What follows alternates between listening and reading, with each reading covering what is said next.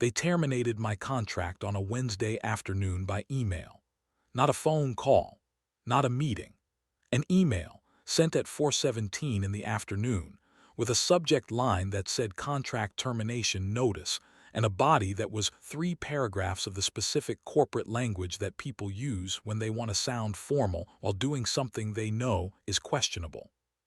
The email was signed by Brenda Tolliver, board president of Whitefall Ridge HOA, and it cited performance concerns that had not appeared in any prior communication, inspection report, or written evaluation in the 4 years I had held the Whitefall Ridge snow removal contract.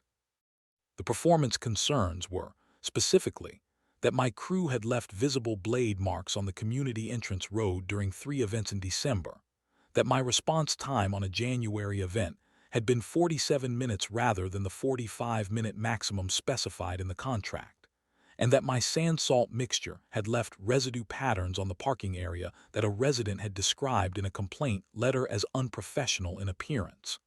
Blade marks on a plowed road. 2 minutes over response time on 1 event out of 22 in the current season. Sand residue on a parking area in January in Wisconsin. These were the performance concerns that ended a 4-year contract 3 weeks before the National Weather Service issued the largest blizzard warning the region had seen in 11 years. My name is Tomas Burke. I am 54 years old. I have been operating snow removal equipment in Waukesha County for 27 years. I have held commercial contracts with municipalities, private developments, medical facilities, and industrial parks. I have never lost a contract for cause. I have never had a complaint that was not resolved to the client's satisfaction within 24 hours. I have never missed a response window on a declared weather emergency. What I had done, in the month before Brenda Tolliver sent that 417 email, was discover something about the contract that had replaced mine before mine was terminated, something that explained the performance concerns considerably better than blade marks and sand residue could. Something I had put in a folder and had been deciding what to do with when the email arrived and made the decision for me. Comment below where you are watching from. Because this story ends with a blizzard, a board president who made 11 phone calls in 4 hours that I documented without answering, and a civil judgment that was not about snow removal at all. It was about what was in the folder. Whitefall Ridge is an 89-home development in Waukesha County, Wisconsin, built between 2007 and 2014, on terrain that is attractive in the way that southern Wisconsin terrain is attractive, which is to say it is pleasant from April through October and unambiguous in its intentions from November through March. The development sits on a north-facing slope that collects lake-effect precipitation with the focused efficiency of a drainage basin, and the interior road system has 3 grade changes that require specific blade management to plow safely without pushing snow into the drainage ditches that run along the lower sides. I know those grade changes. I have been plowing them for 4 years. I know the drainage patterns and the ditch locations, and the specific spots where ice forms first after a freeze-thaw cycle, and the specific spots where salt application is most effective. That knowledge takes time to accumulate. It is not available in a manual. It is what a contractor builds across multiple seasons of working a specific property. I had built it at Whitefall Ridge across 4 seasons and 22 contracts that had all been completed to specification. My contract with Whitefall Ridge HOA covered snow removal for the community's 1.8 miles of interior roads, the main entrance road, the visitor parking area, and 4 pedestrian path connections. The contract term was November through April. The annual contract value was $61,000, negotiated at the start of each season through a competitive bid process that the HOA management company administered. I had won the bid each of the 4 years I had held the contract, once against 3 competing bids, twice against 2, and the 4th year against a single competing bid from a company called ClearPath Winter Services that had submitted a bid $12,000 below mine. I had won that year because my performance record was documented and ClearPath's was not. And because the HOA management coordinator at the time, a woman named Beverly Oates, who had been in the role for 6 years and understood what she was evaluating, had recommended my renewal on the basis of service history. Beverly had left the management coordinator position in September, 2 months before the current season began. She had been replaced by a man named Randolph Fitch, who had been in the role for 10 weeks when Brenda Tolliver sent the termination email. I had met Randolph once, at the contract signing in October. He had been businesslike and had not given me any indication of concern about my performance or my pricing. The first indication of any issue had been a written notice in late November citing the blade marks on the entrance road.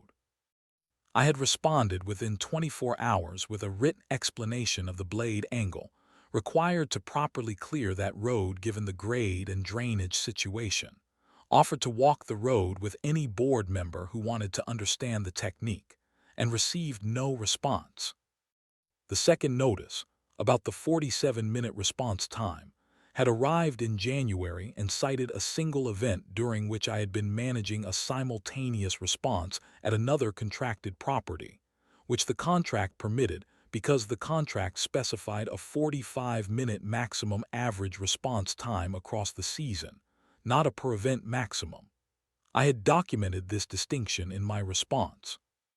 The third notice, about the sand residue, had arrived the week before the termination email.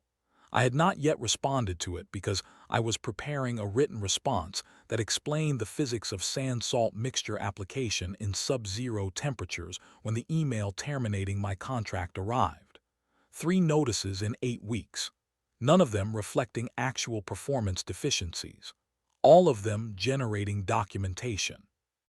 I looked at that pattern the same way I look at bid competition, which is to understand what it is telling me about the landscape I am operating in. 3 manufactured performance concerns in 8 weeks followed by a termination.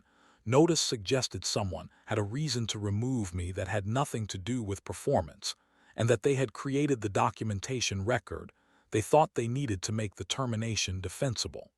I called my attorney the evening of the termination email.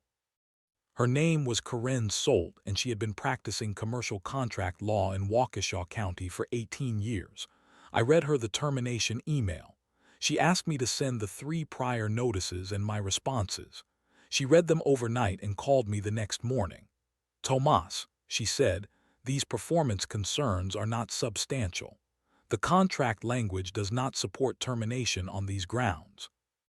The response time issue specifically cites a provision of the contract that was interpreted incorrectly in the notice. "I know," I said. "Is there something else going on?" I said there might be.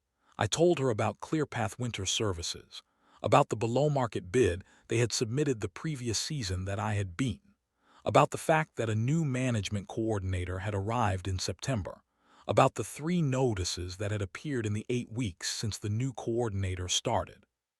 She said, "You think the new coordinator has a relationship with ClearPath?" I said I had looked up ClearPath Winter Services in the Wisconsin Department of Financial Institutions Business Registry 2 weeks earlier, after the second performance notice, because the pattern had started to feel like something I recognized. ClearPath Winter Services, LLC, registered in Wisconsin in September, 2 months ago. The same month Randolph Fitch had started as HOA Management Coordinator. The registered agent was a commercial registered agent service. The member of record was a holding company called Northfield Property Solutions. Northfield Property Solutions was also registered in Wisconsin. Its member of record was Randolph Fitch. The management coordinator who had issued 3 performance notices against my contract in 8 weeks owned the company that had been positioned to replace me. He had been hired in September. He had incorporated ClearPath in September. He had started generating performance documentation against my contract in November. And on the Wednesday afternoon when Brenda Tolliver sent the termination email, ClearPath Winter Services had been awarded the Whitefall Ridge snow removal contract for the remainder of the season at a rate that was $18,000 below mine. Brenda Tolliver did not know any of this. I was certain of that when I first understood what Randall had done, and I became more certain as the situation developed. Brenda was 61, retired from a marketing position, had been board president for 2 years, and had the organizational confidence of someone who trusted the information her management coordinator brought her without understanding that she was a principal in a fraud she had not designed. She had signed the termination letter because Randall had given her 3 performance notices and a recommendation that the contract be terminated, and a replacement contractor ready to step in at a lower cost. From her perspective, the decision had looked like a reasonable management action supported by documented performance concerns and a cost savings opportunity. From the perspective of someone who had read the business registry, it looked different. I put what I had in a folder. I photographed the registry entries. I documented the timeline. I had Karen review the contract termination provisions and give me a written opinion on whether the grounds cited in the termination were sufficient under the contract language. Her opinion was that they were not, and that I had a valid claim for wrongful termination of contract. Then I made a decision about timing. The National Weather Service had issued a winter storm watch for Waukesha County the previous day, upgradable to a warning. The system was building over the Great Lakes. The forecast was for 31 to 39 inches over 50 hours. I had a contract claim and a folder full of evidence. I also had a very good understanding of what ClearPath Winter Services, a company incorporated in September by a management coordinator with no apparent experience in commercial snow removal, was going to be able to do with 1.8 miles of grade-specific Wisconsin road in a 50-hour blizzard. I called Karen. I said, I want to wait before I file anything. She said, wait for what? I said, wait for the weather. She was quiet for a moment. Tomas, she said, you are going to let the blizzard make the case. I said, ClearPath Winter Services won an HOA contract 2 days ago. They have never plowed Whitefall Ridge. They do not know the grade changes. They do not know the drainage patterns. They do not know where the ice forms first. In a 39-inch storm that is going to matter. She said, you are not going to help them. I said, my contract was terminated. I have no obligation to help them. She said, you have documentation of everything. Yes. She said, let's make sure the documentation is complete before the storm hits. We spent Thursday and Friday completing the documentation, every performance notice with my responses, the registry search results, the timeline showing Randall's hearing, ClearPath's incorporation, the performance notices, and the termination, all within a 10-week window. Karen's written opinion on the contract termination. Photographs of the grade changes and drainage infrastructure at Whitefall Ridge that I had taken over 4 years of working the property. My response time logs for all 22 events in the current season showing an average of 39 minutes, 6 minutes inside the contractual average requirement. My fuel logs, equipment maintenance records, and crew certifications. Everything. By Saturday morning, the documentation was complete, and the storm watch had been upgraded to a blizzard warning. The blizzard arrived Saturday evening at 6. I watched the forecast all day from my home office, the same way I watch forecasts before every major event, reading the updated models and tracking the system's approach and calculating arrival time and accumulation rates.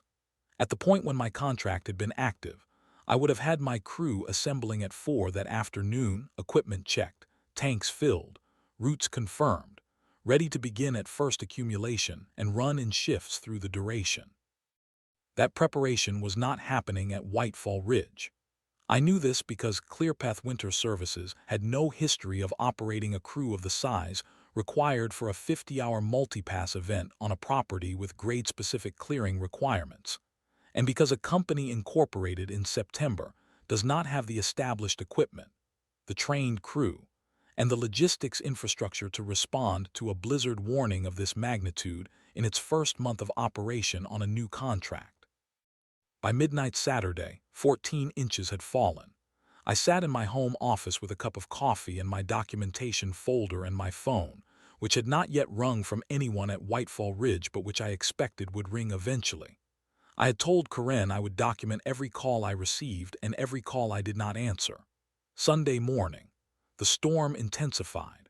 By 8 in the morning, 22 inches, wind gusts to 40, visibility near zero in the heavier bands. My phone rang at 9:14. Brenda Tolliver. I documented the time and did not answer. It went to voicemail. The voicemail was 37 seconds long, and Brenda's voice had the particular texture of someone who understood they were in a situation that was worse than they had expected. She said Whitefall Ridge was experiencing significant snow accumulation and that the current contractor was encountering difficulties and that she was calling to see if there was any possibility of discussing a temporary service arrangement. I did not return the call. My phone rang again at 9:41. Randolph Fitch. I documented the time. I did not answer. No voicemail left. At 10:03, a text message from a number I did not recognize that identified itself as the ClearPath crew supervisor. The text said they had a blade hydraulic failure on the primary equipment and were working on a backup deployment and asked if I had any equipment available for emergency rental. I documented the text. I did not respond. At 10:47, Brenda again. I documented. Did not answer. Her voicemail this time was 1 minute and 12 seconds. She mentioned that a resident with a medical condition needed road access. She said the situation was urgent. She asked if I could call her back. I did not call her back. At 11:15, a text from a Whitefall Ridge resident named Gerald Oakes who had my number from a neighborhood emergency contact list from 2 seasons earlier.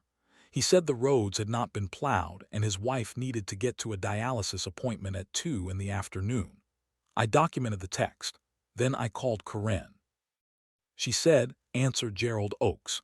Tell him that your contract was terminated and you are not the current service provider, but that he should call Waukesha County Emergency Services, who have resources for medical necessity transport in weather emergencies." I texted Gerald exactly that, with the county emergency services number. I have no information about whether he reached his appointment, but I know he had the county resource information. At 11:43, Randolph Fitch called again. I documented. Did not answer. 12:09, a call from an unfamiliar number that turned out to be the ClearPath equipment owner, not Randall, the actual person who owned the equipment that ClearPath had contracted to use. He had gotten my number from another contractor in the county. He said his loader had hydraulic failure and a blade that had come off at the first grade change on Whitefall Ridge's interior road, and asked if I could advise him on the grade situation. I documented the call. I asked him to tell me exactly what had happened at the grade change. He described the blade coming off on the downhill approach to the first significant grade, the same approach I had managed with a specific blade angle adjustment that I had learned in my first season at Whitefall Ridge and had applied on every subsequent pass. He had not known about the grade. He had not known about the blade angle adjustment. He had gone in straight, and the grade change had done what grade changes do to an incorrectly angled blade on a downhill approach. I told him that I was the previous contractor on that property, and that my contract had been terminated, and that I was not in a position to provide technical assistance on an active competing contract. I told him to contact Waukesha County for emergency road assistance referrals. I ended the call. I documented everything. At 12:54, Brenda called for the 4th time. I documented. I did not answer. At 1:30, Randall called for the 3rd time. At 2:06, Brenda sent an email. The email was addressed to Corinne as well as to me, which told me that Brenda had figured out who my attorney was. The email said that the HOA was in an emergency situation, that lives might be at risk, that the board was formally requesting emergency service assistance, and that the board was prepared to discuss compensation and was willing to revisit the contract termination in light of circumstances. Corinne called me within 5 minutes of receiving that email. "Tomas," she said, "they have acknowledged the contract termination was potentially reversible. In writing. On an emergency basis."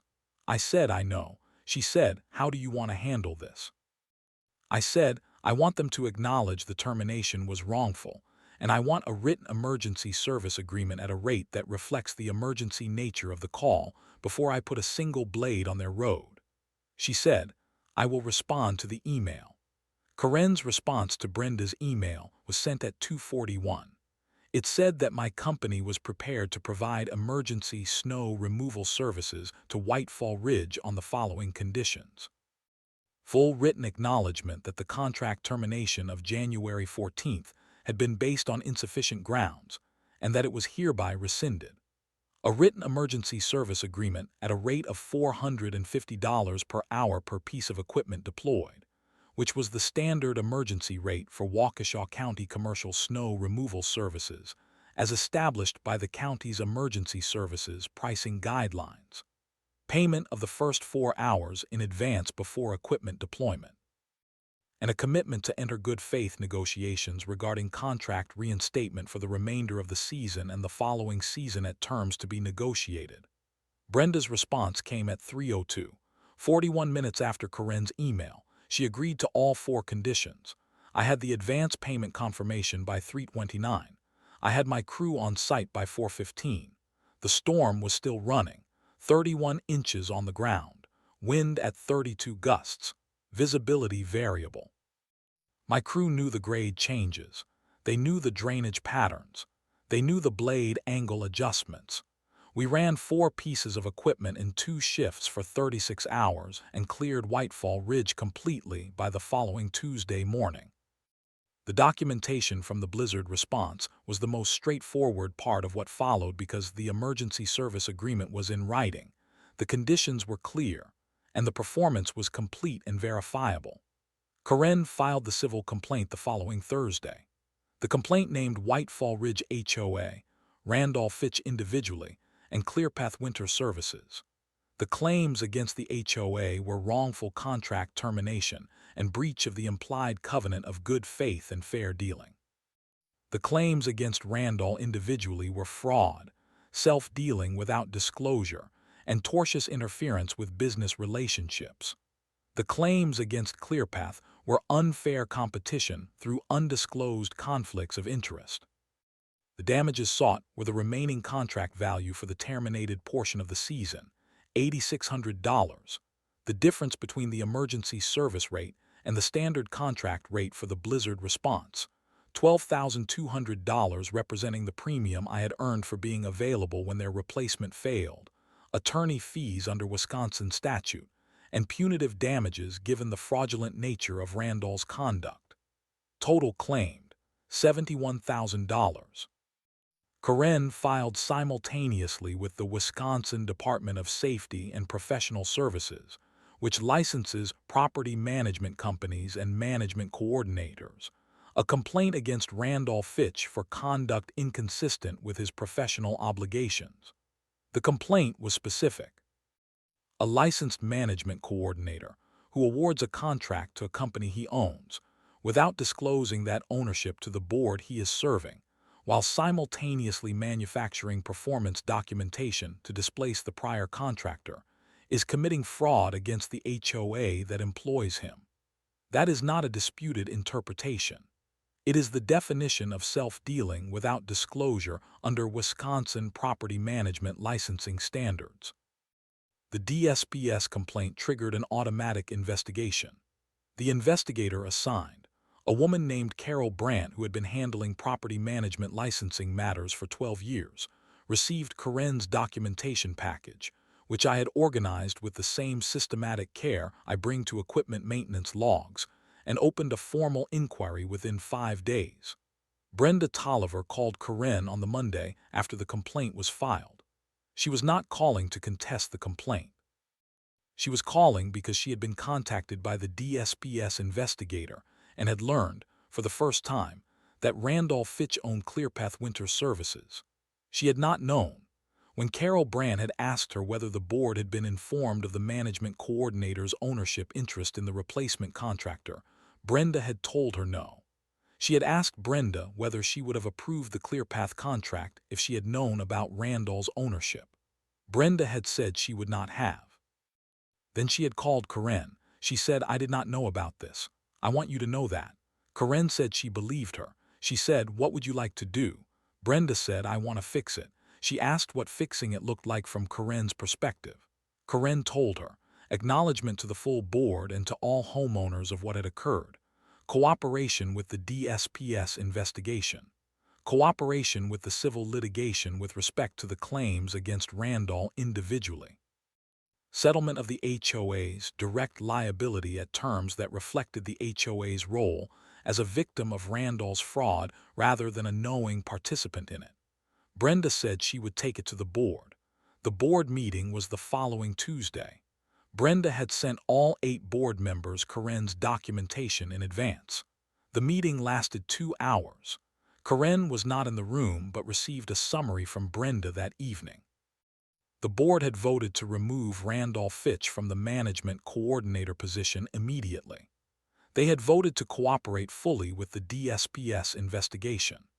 They had voted to settle the HOA's direct liability claims on terms Corinne had outlined, which were the remaining contract value, the attorney fees, and a written acknowledgement of the wrongful termination. They had voted to retain independent counsel to pursue claims against Randall individually for the losses his conduct had caused the HOA, because the HOA had also been damaged. They had overpaid for a service they had fired a competent contractor to obtain, exposed themselves to the emergency service premium, and faced liability in a civil complaint, all because a management coordinator had used their authority to direct business to a company they secretly owned. Randall Fitch's individual liability was the more complex piece. His attorney, once retained, took the position that his conduct had been within the scope of his employment and that the HOA's own policies and the management contract should have required disclosure protocols that would have caught the conflict. It was an argument that had some merit in a narrow procedural sense and no merit in a moral one. Corinne responded that the absence of an explicit disclosure policy in the management contract did not authorize an employee to conceal a financial interest in a vendor relationship, and that the conduct described was fraudulent under Wisconsin statute regardless of what the management contract did or did not specify. The DSPS investigation concluded in July. Randall Fitch's property management license was suspended for 2 years, and he was required to complete 12 hours of ethics training before reinstatement. The suspension was published in the DSPS's public disciplinary record and would appear in any license verification search for the duration.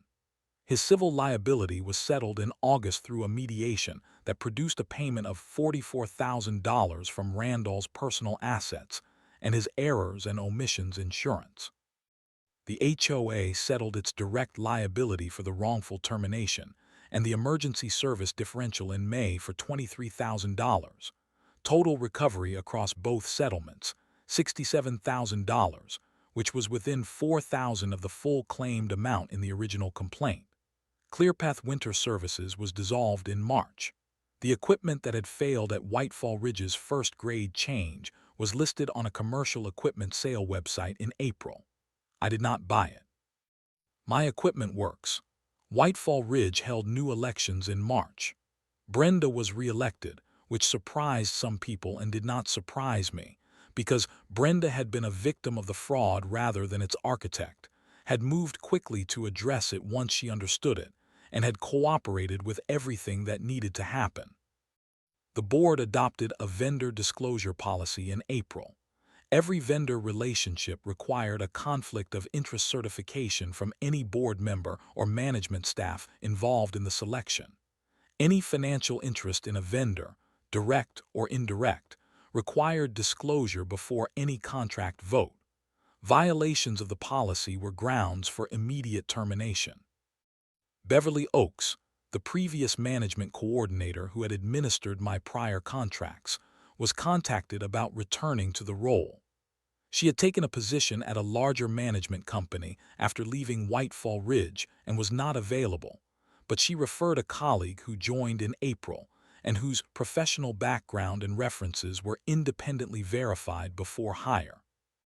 I was awarded the Whitefall Ridge contract for the following season through a competitive bid process that was administered transparently, and in which my bid was evaluated against 2 others, both from established companies with verifiable performance records, and selected on the basis of price, performance history, and documented knowledge of the property. The contract value was $64,000, $3,000 more than the contract that had been terminated. My crew began the following November with the knowledge that we had built across 5 seasons at Whitefall Ridge.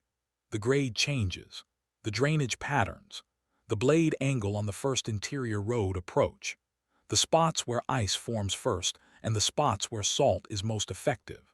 The things that take time to learn and that a company incorporated in September cannot know because knowledge of a specific property is not something you can replicate with low pricing.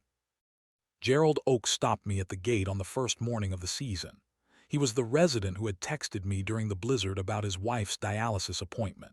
He said she made it to her appointment. I said I was glad to hear that. He said the county transport was there in 40 minutes. I said that was good. He said, Tomas, you didn't come when we needed you most. I said my contract had been terminated and I was not your service provider. He looked at me for a moment. He said, but you told me who to call. I said, I told you who to call because you had a medical situation and I knew who the right resource was.